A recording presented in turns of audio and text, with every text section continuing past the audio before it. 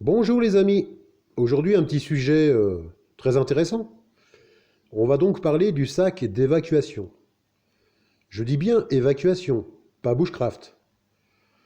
Donc ça, c'est mon sac d'évacuation qu'on appelle premier niveau, 72 heures. Donc c'est un sac trekking, hein, très confortable. 70 plus 80 litres, mais enfin il n'y a pas 80 litres de matériel dedans. C'est surtout pour avoir de l'espace et que les objets ne soient pas serrés. Donc moi je fonctionne par module. Donc aujourd'hui on va voir le premier module du sac d'évacuation, la popote. Donc je vais poser le téléphone sur son support. Et on va donc sortir la popote. Voilà. Voilà. On ouvre le sac. Directement accessible, hein, donc quand même. Hein. Premier élément.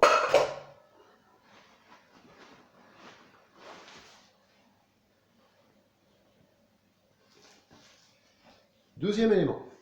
Voilà. Donc pourquoi faire des modules?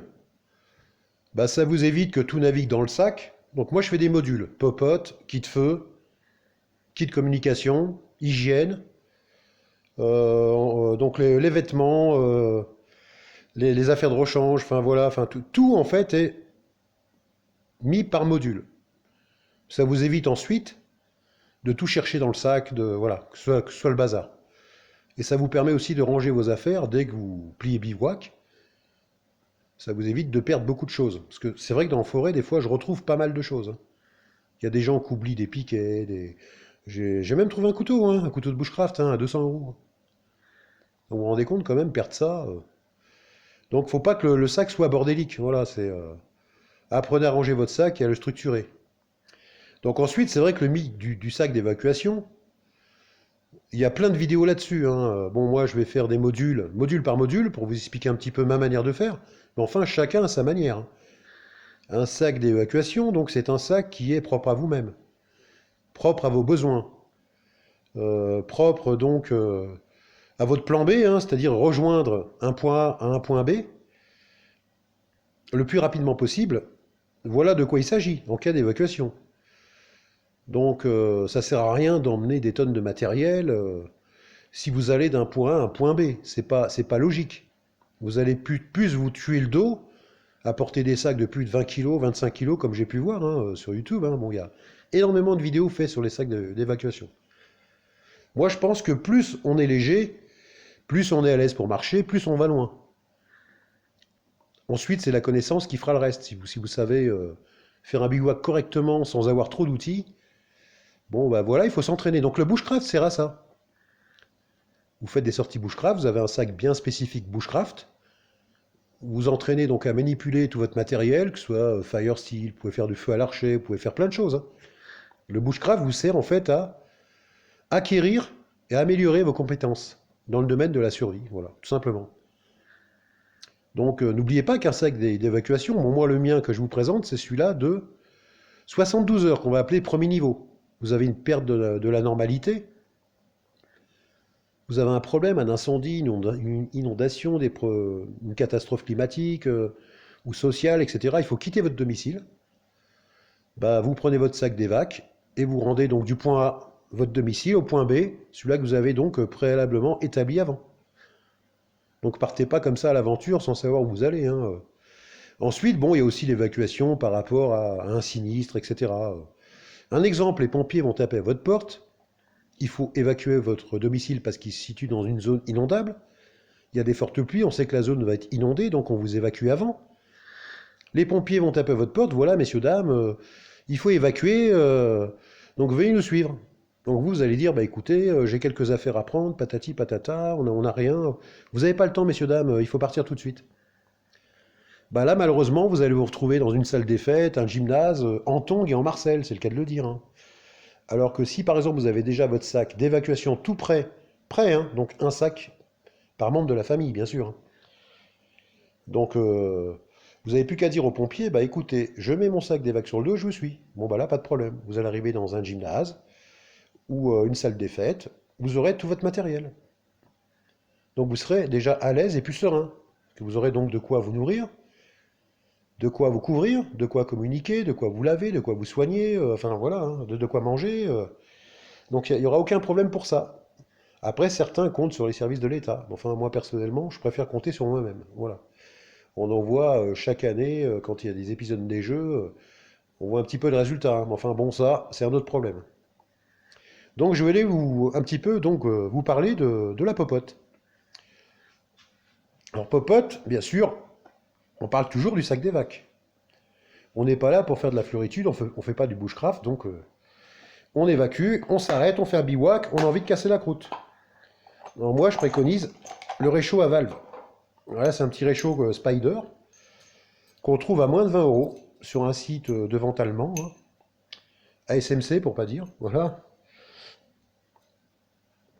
Ça se vise donc sur une cartouche de gaz à valve.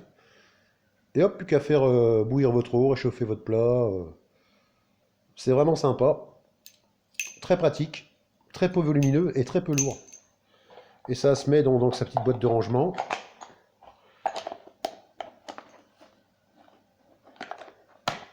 Et voilà. Bon, ça, bien sûr, c'est le traditionnel couteau de l'armée française, hein, vous connaissez tous, je suppose. Fourchette, cuillère, couteau, ouvre-boîte, ouvre-bouteille, voilà. Assez connu quand même, hein. Très fiable. Moi, j'en ai plusieurs. Franchement, j'ai pas à me plaindre.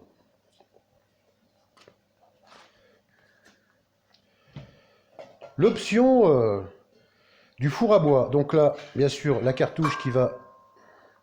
Cartouche à valve, hein, vous voyez, qui va avec le petit réchaud. Largement assez pour 72 heures. C'est pas la peine de vous charger un maximum comme une mule, vous n'allez pas aller loin. Ça, je sais pas si vous savez ce que c'est. Moi, je pense que oui, surtout les ménagères. Donc, c'est l'égouttoir à couvert Ikea, tout en inox. Donc avec ça, moi, je fais un four à bois. Super bonne combustion, donc l'air passe bien. C'est un four à bois idéal. Vous mettez votre popote dessus. Et voilà. Donc là, une casserole très costaud, bien épais ici, vous voyez.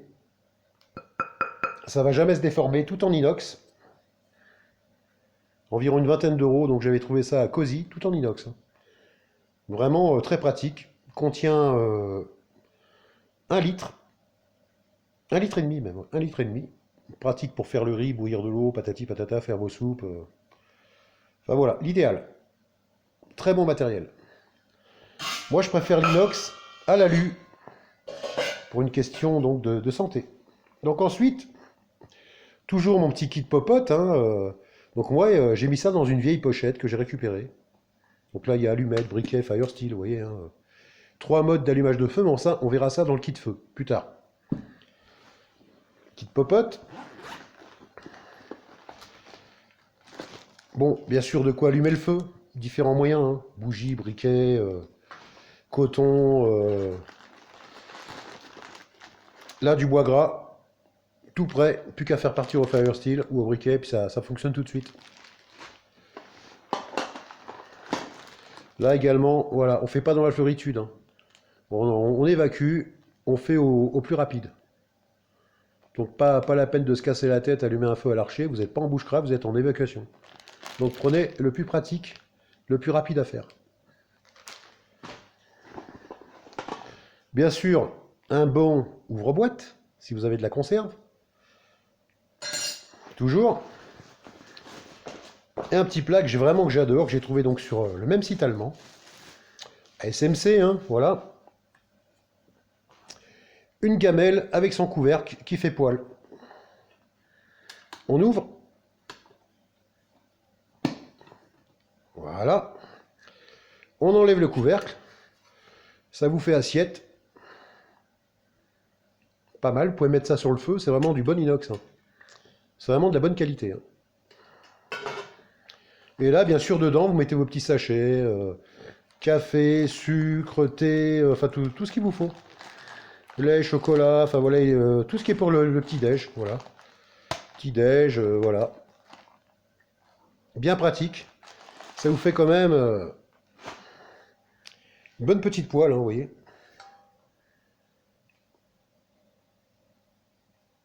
Voilà. Donc ça, c'est mon kit popote que je mets donc dans mon sac d'évacuation. Très pratique, très léger. Pour vous dire, mon sac fait 17 kg en comprenant l'eau quand je pars. Voilà.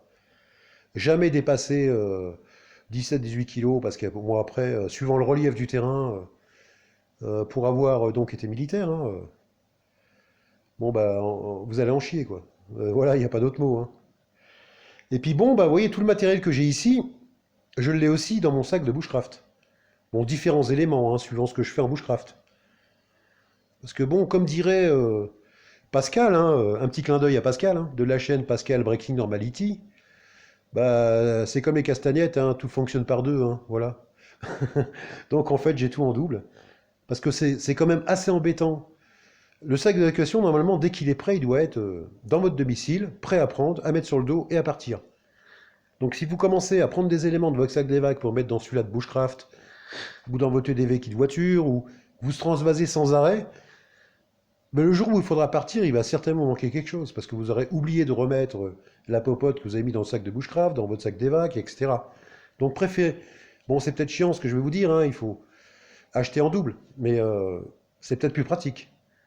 Vous allez gagner de la rapidité, que si au moment d'évacuer, il faut que vous fouillez dans le sac bushcraft pour dire, bah tiens, j'ai pas mon petit couteau machin, j'ai pas ceci, cela, il est dans l'autre sac, il faut que je le transvase dans l'autre, vous avez perdu du temps, voilà, c'est tout.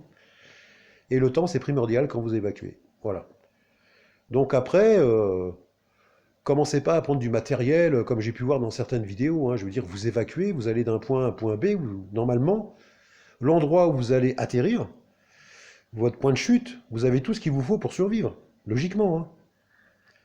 Bon, ça peut être votre bad, ça peut être un membre de votre famille, ça peut être chez un ami, ça peut être un endroit bien déterminé que vous avez donc préalablement reconnu avant, voilà. Donc, ce qui va sans peine de savoir aussi lire une carte, savoir servir d'une boussole, bien sûr, hein, si vous passez par les chemins de traverse, hein. Donc voilà, donc prochaine vidéo, on parlera un petit peu du kit feu. Différents modes de feu qu'on peut donc transvaser dans son sac d'évac. Enfin, transbahuter, on va dire, voilà.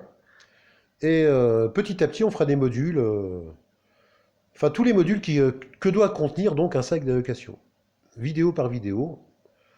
Et puis ensuite, on fera une synthèse là-dessus. Je vous présenterai mon sac d'évac complet. Et on passera au sac d'évac deuxième niveau, c'est-à-dire vraiment si vous quittez votre domicile, définitivement. Il sera peut-être un tout petit peu plus lourd, mais avec des choses différentes. Voilà. Mais sans jamais dépasser 20 kg. Dépassez jamais 20 kg parce que bon, vous n'allez pas aller loin. Vous avez beau dire je suis costaud, machin, quand vous avez déjà tapé 10 bornes avec un sac qui fait 20 kg sur le dos, croyez-moi, vous en avez ras-le-bol, hein. Et s'il faut tenir 3 jours de marche comme ça, imaginez un peu. Voilà. Donc le mieux, c'est vous alléger. Testez, faites du bushcraft, regardez ce qui vous sert, regardez ce qui vous sert pas. Faites une synthèse de tout ça et préparez bien votre sac, tout simplement. D'une manière à ce que vous partez serein, non surchargé, et que l'évacuation se passe le mieux possible pour vous. Voilà, tout simplement. Je vous dis à bientôt les amis, au prochain module. À ciao ciao!